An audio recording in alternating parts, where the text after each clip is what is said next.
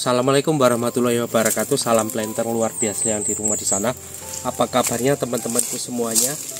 Kemarin ada yang komen bertanya bagaimana jarak pemupukan dari batang kelapa sawit. Baik teman-temanku, saya jelaskan ya, karena memang agak panjang untuk penjelasan jarak pemupukan. Langsung saja ke sini yuk. Jadi secara teoritis kelapa sawit itu ini buahnya ya, mantap ya. Secara teoritis pupuk kelapa sawit itu harus diberikan tepat sesuai dengan tempat dan juga dosis. Posisi yang terbaik untuk pemberian pupuk ini ada dua posisinya. Posisinya di lingkaran kelapa sawit, yang kedua adalah di gawangan mati. Nah, kenapa di gawangan mati ini menjadi prioritas teman-teman untuk melakukan pemupukan? Alasannya di gawangan mati ini adalah tempat yang paling lembab. Tempat yang paling lembab untuk kelapa sawit, karena kalau kelapa sawit sudah besar seperti ini, otomatis akarnya itu sepanjang dengan tajuk ini teman-temanku, sepanjang dengan tajuk. Kalau tajuknya itu panjangnya 6 meter, otomatis 6 meter itu tembus untuk panjang akarnya, seperti itu teman-teman. Jadi dimanapun ini semuanya ada akar otomatis ya. Jadi itu yang pertama, kita bedakan dua antara gawangan mati dan juga adalah lingkaran batang kelapa sawit. Kenapa PT itu menerapkan di lingkaran batang kelapa sawit? Karena memang dia mau melihat realisasi pupuk itu, apakah sudah dipupukkan atau belum, sehingga memudahkan mandor untuk melihat teman-temanku semuanya. Jadi sebelum dilakukan pemupukan itu dibersihkan dulu lingkaran kelapa sawitnya, itu baru ditaburkan pupuk. Nah seperti itu. Nah, kalau teman-teman sebagai seorang petani boleh melakukan di gawangan mati, asalkan posisi rumputnya nggak terlalu semak, atau di pinggir sini ini bagus ini untuk melakukan pemupukan. Di pinggir ini bagus ya teman-teman untuk melakukan pemupukan. Oke, sekarang jenisnya ya. Jenis pupuk yang diterapkan untuk urea, khususnya urea itu adalah di dekat kelapa sawit.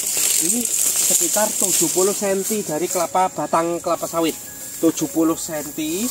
Kemudian untuk pupuk KCL itu 1 meter, sekitar 100 cm ya, jadi 1 meter segini, atau sampai 1,5 untuk pupuk KCL. Kemudian untuk pupuk dolomit itu sebaiknya di luar ini yang saya sebutkan tadi teman-temanku, di luar yang tadi ya, agak melebar, agak luar lah seperti itu, supaya dia tidak terjadi antagonis. Seandainya pupuk itu kita pemupukan jarang hujan atau hujan sekali 2 kali, jadi tidak ketemu antara dolomit dan juga KCL, karena memang dia saling menekan. Nanti unsur haranya itu tidak menimbulkan efek kelapa sawit karena memang tertekan seperti itu. Jadi pupuk itu akan diubah menjadi K+ ya, kation tukar tanah. Jadi akan dimudahkan diserap oleh batang kelapa sawit sendiri itu. Jadi pupuk itu diubah dulu menjadi amoniak ya, seperti urea itu diubah menjadi amoniak dulu, kemudian baru diubah menjadi nitrit. Nah, nitrat, makanya ada pupuk namanya NPK 1616 atau sejenis KNO3 atau MKP atau segala macam.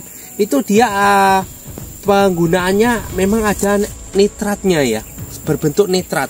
Jadi ada amonium, ada juga nitrat. Jadi ketika nitrat itu langsung enak dimakan oleh tanaman kelapa sawit ini. Tapi untuk nitrat itu untuk digunakan untuk pohon-pohon palawija. Kalau secara tahunan seperti ini ya, pupuk-pupuk yang tanaman keras, yaitu pupuk urea, KCL,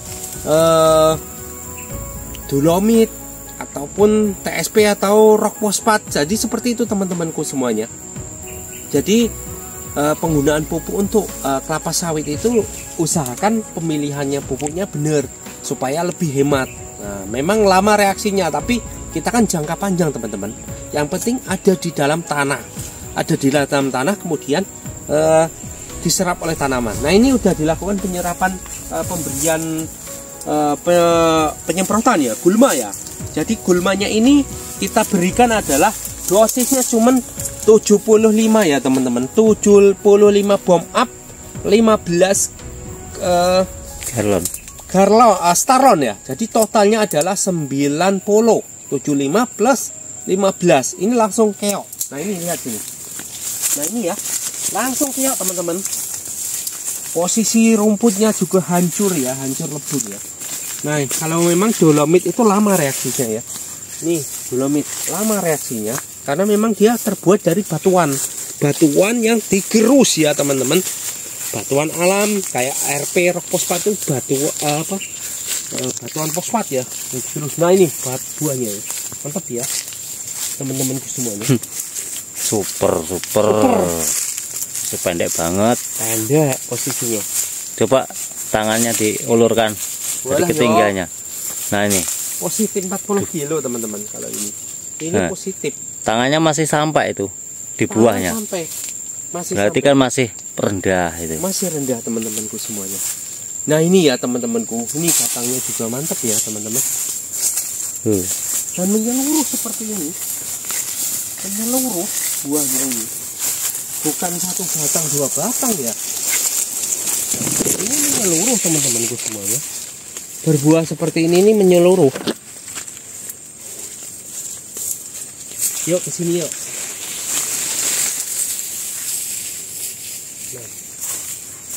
Nah ini ya kondisinya karena kita kemarin memakai ini karena memang ada ilalangnya ya.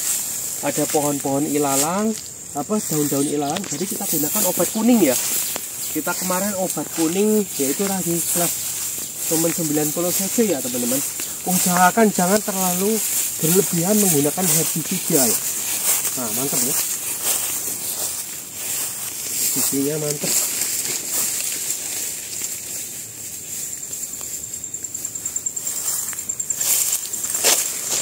Nah, ini color ya. Kalau teman-teman pengen mencoba Pom up rekomendasi. Nah ini rekomendasi. Mau 80 juga boleh ya teman-teman. 80 cc boleh. Nah ini ya. Nah ini buktinya. Jadi kita irit teman-teman. Kita irit di dalam buahnya super uangnya sekali. Kita irit. Kemudian secara yang masuk di tanah juga sedikit untuk herbisidanya. Ini ya buahnya mantap ya teman-teman. Mantap. Tinggi saya loh teman-teman. Umur 9 tahun. 9 tahun masih begini. Masih pakai dodos. Nah ini masih pakai dodos ya. Nah seperti ini teman-temanku semuanya. Ini kemarin sudah dilakukan pemupukan ya. Pemupukan urea juga sudah masuk. Ini dolomit juga sudah masuk. RP juga sudah masuk. Jadi ini tinggal nanti sekitar 2 minggu lagi KCL ya teman-teman.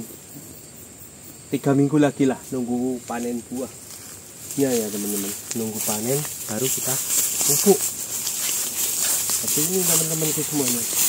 Daunnya memang hijau teman-teman. Ciri-ciri sawitnya ini ya daunnya hijau. Nah, ini alhamdulillah ya. Nah diusahakan kalau memang teman-temanku semuanya tidak mempunyai kesibukan, usahakan untuk pemeliharaan kelapa sawit itu bersih ya dari kayu, putihnya kayu. Karena kayu ini jauh lebih ya. Kayu ini menyerap unsur hara yang besar. Nah ini mantap ya. Berbagai sisi kita syuting, kita perlihatkan. Oke. Terima kasih. Wassalamualaikum warahmatullahi wabarakatuh.